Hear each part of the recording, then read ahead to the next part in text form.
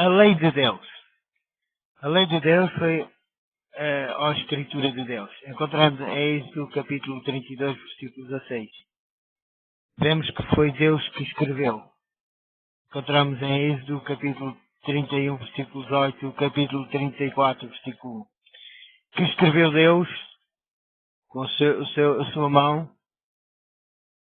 Encontramos em Deuteronômio capítulo 5, versículo 22. Em Deuteronômio capítulo 10, versículo 1. Onde Moisés pôs a lei escrita por Deus. Foi dentro da arca. Encontramos em Deuteronômio capítulo 10, versículo 4 e 5. Qual o caráter da lei de Deus? Encontramos no livro de Salmos, capítulo 19, versículo 7 e 8. Qual era o propósito da lei de Deus? Encontramos em Eclesiastes, capítulo 12, versículo 13. Até quando duraria a lei de Deus? Encontramos no livro de Salmos 111, versículo 7 e 8. No Salmo 119, versículo 89 e 114. Em São Mateus, capítulo 5, versículos 17 e 18.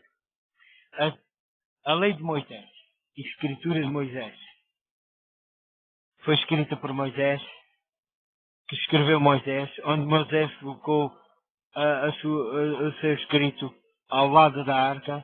Encontramos em Deuteronômio, capítulo 31, versículo 25 e 26. Qual o caráter da lei de Moisés? Encontramos em Levíticos, capítulo 7, versículos 27 e 38. A que propósito servia a lei de Moisés? Encontramos em Colossenses, capítulo 2, versículo 14 e 17.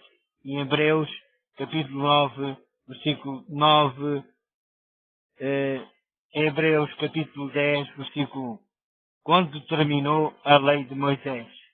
No momento em que Jesus morreu, a lei cerimonial cessou. A distinção entre as duas leis é muito clara. Não pode haver dúvida de que Deus desejava que houvesse clara distinção entre os 10 mandamentos e as leis que ele ordenou a Moisés que escrevesse. Deus preferiu os 10 mandamentos a Israel. Encontramos em Deuteronômio capítulo 5, versículo 2 a 24. E então ele mesmo os escreveu em tábuas de pedra. Deus a Moisés. Havendo Moisés quebrado as primeiras tábuas, Deus ordenou-lhe que preparasse outras. E de novo o próprio Deus escreveu nelas os 10 mandamentos. Encontramos os 10 mandamentos em Deuteronômio, capítulo 10, de 1 ao 4. Por outro lado, o sistema cerimonial era constituído de símbolos que apontavam para Cristo, para seu sacrifício e sacerdócio. Aqueles que gostaria que pudessem refletir cada uma pessoa que ouça esta mensagem.